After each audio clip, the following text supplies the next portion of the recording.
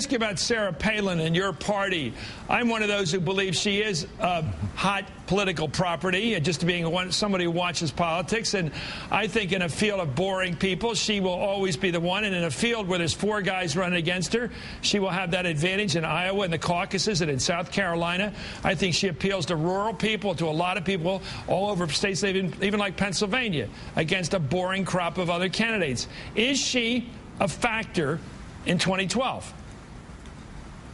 Well, I don't know if she'll run in 2012, but she's certainly got a following. She's having a tremendous book tour. She's going to sell a boatload of books, and I think that says something. You know, Marcia and I have always liked her.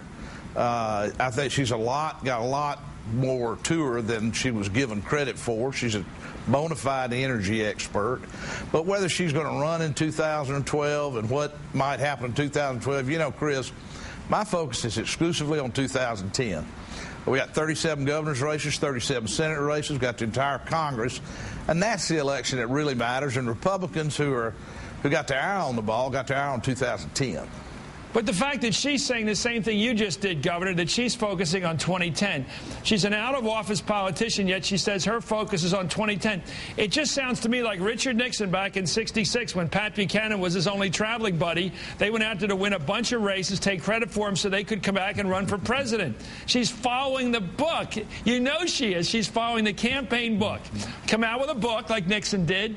Remember, 6 crises.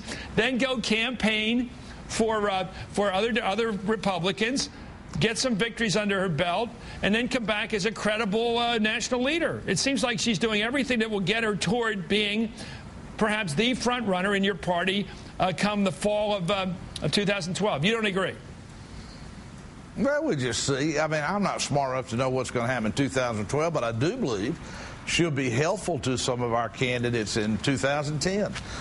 She really gave the McCain campaign the first energy and enthusiasm, excitement that it has. She fired up the base, and I think she can be a real asset to people in campaigns. And I hope you're right in that. I hope that she's going to want to spend some of her time trying to help elect Republicans in 2010. Is she qualified to be president?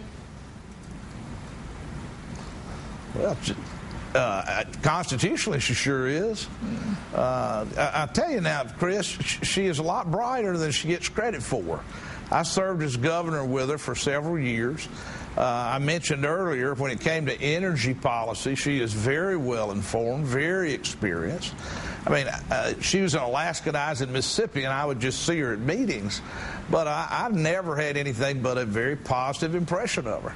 Still do. The latest Washington Post ABC poll has that 60% of the people say that she's not qualified to be president. Are you with the 60 or with the 38 who say she is?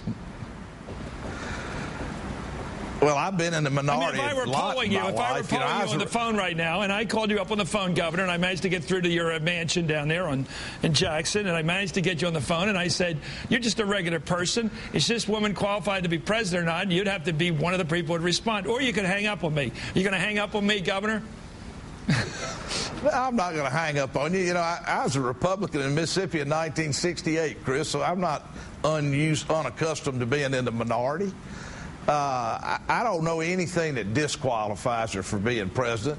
I think she is the best presidential candidate that we might have? Well, let's see who all runs. But right now, the good news is I don't have to make that decision. What I got to make the decision is how can I best help elect more Republican governors in 2010. So you're going to dodge that one, right? You're not going to tell me whether she's qualified or not tonight on Hardball here. We ask questions like this, Governor. That's why we like having you on, so we can ask you these questions. Is Governor Palin qualified to be president? And I won't ask it again. This is the last time. And the last time I answered will be this. I don't know of anything that disqualifies her from being president. I think that's what I told you a while ago when you wouldn't take that for an answer. Well, I've got to take it now.